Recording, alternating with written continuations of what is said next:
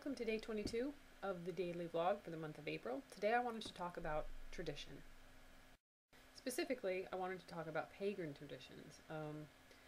When I first started, I learned from books, and I was not formally taught through a coven, but I was learning, I think one of the first books I read, well, the first one was Drawing Down the Moon by Margaret Adler. Then I read The Spiral Dance by Starhawk, and then I had the handy little workbook by Gerald Gardner, which was a more orthodox tradition. And that's when I started asking myself, why are we doing these things? What is the purpose of them?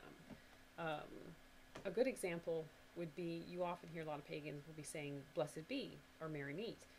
And I think some of them might not even be aware of where the origin came from. It actually came from a prayer of the fivefold kiss, in ritual and in covens. I can read you the whole thing.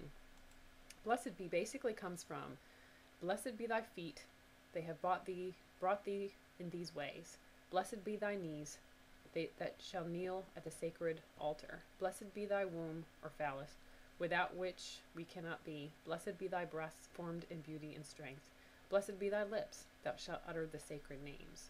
So it's more than just, blessings upon you and stuff, but it is a phrase of goodwill.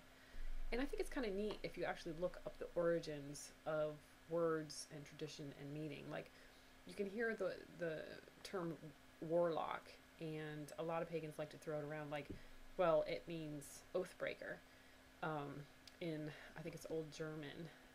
But there are traditions that use that, and I believe that just out of respect for somebody's tradition is, don't jump to conclusions too quickly.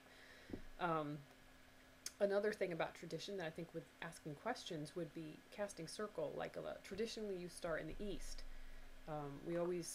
When we cast circle, it's creating sacred space.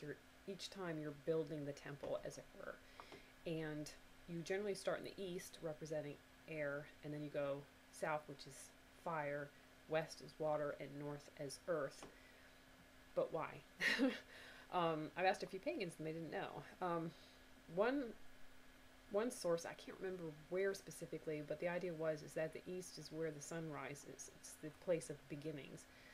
But as we know now, we are on the earth, and it's a ball, and it goes around, and beginnings can be really anywhere. If you're in a circle, where does the circle start? Where does it end?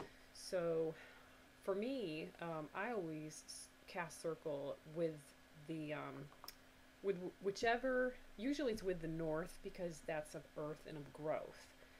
But if I'm doing a ritual where I need, say, transformation, I'll use the element of fire, and I'll start in that direction. I can only say, like, and then it also lends to the question, what happens if you do it wrong? Nothing. We don't have a devil. We don't have hell. In fact, there's always like this, oh, karma will get you if you cast circles, or bad things will happen and stuff. Maybe, maybe not. In fact, I remember there was a lot of question about the Mercury in retrograde and how it can screw around with people's magic and their energies and things like that. And it's never affected me. I don't know if that's just because I've always had a little chaos in my life and I'm perfectly fine with that, or what. But one size does not fit all in any religion, and I don't think it should. It's your relationship between you and the divine, or the gods, or however you want to define that.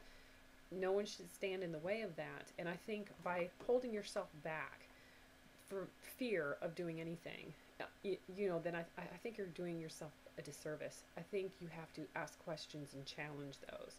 And besides, sometimes traditions, even though they have a place, without kind of, asking ourselves, like, why do we have this tradition? It might be kind of obsolete, because some covens still have, they don't tell other people, about what you do in magic and things like that. This is a tradition of why you don't tell people your birthday wish after you blow out candles. The idea being is that somebody else might be working magic against you. And the reason covens were so secretive, because that was during a time where you could be killed if people knew what you were practicing. And we don't have that here in the U.S. So I guess that's my thoughts.